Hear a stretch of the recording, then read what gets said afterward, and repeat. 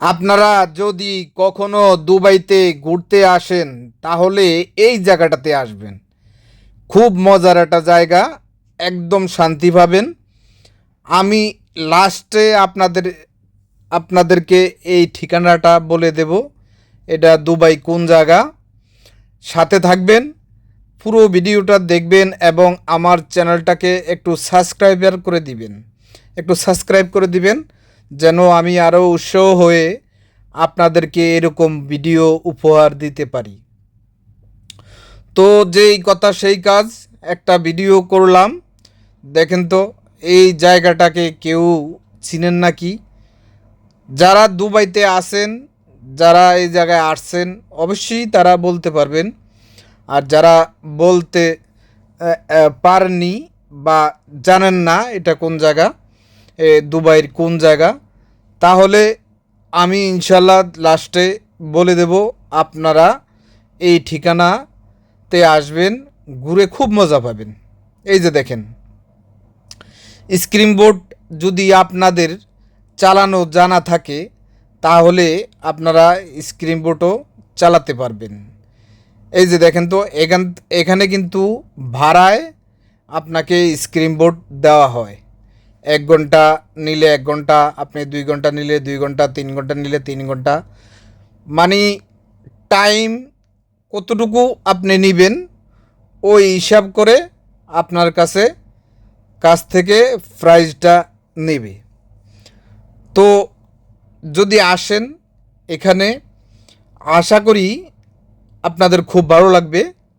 2-3 জনও যদি আসেন একটা স্ক্রিন বোটে, 2-3 জনও আপনারা এখান থেকে ভ্রমণ করতে পারবেন এবং একটাতেই 3 জন মানুষ বসে আনন্দ ভোগ করতে পারবেন। দেখেন, এই যে দেখেন কি হাই স্পিডে চলে। আসলেই এখানে যখন আসবেন তখন আমরা আসলেই মুভির ভিতরে দেখে থাকি মাঝে মধ্যে, যে স্ক্রিন বোর্ড দিয়ে অনেক মুভির ভিতরে দেখেন না, যে স্ক্রিন বোর্ড দিয়ে নদীতে, কি বলবো এটাকে, নদীতে অনেক সময় আপনার বড় বড় জাহাজে ওঠে, জাহাজ ছিনতাই করে, মানে এটা একটা মুভি আর কি, জাস্ট আমাদেরকে বোঝানোর জন্য। তো দেখেন এই যে এখানে চালিয়ে এসে হাঁপিয়ে গেছে, এখন একটু রেস্ট নিতেছে। আবার এই যে এই 2 জন দেখছেন, এই 2 জনে শেষ করে আসছে।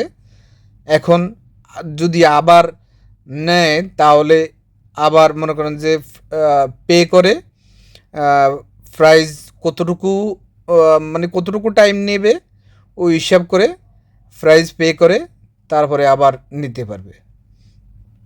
এখানে আপনার বসে থাকা লাগবে না, এখানে অনেক স্ক্রিন বোর্ড আছে। এই যে দেখেন, এই যে 2টা সিরিয়ালে আছে দেখছেন, আর ওলিগে ওই যে মাঝে দেখেন চালায়, এখানে শতে স্ক্রিন বোর্ড আছে। এই যে 3টা আরেকটা আছে, এখানে শতে স্ক্রিন বোর্ড আছে। আপনার যদি চালানোর ইচ্ছা থাকে বা চালানো আপনি কীভাবে চালায় যদি আপনার জানা থাকে, তাহলে আপনার জন্য কোনোই সমস্যা হওয়ার কথা না।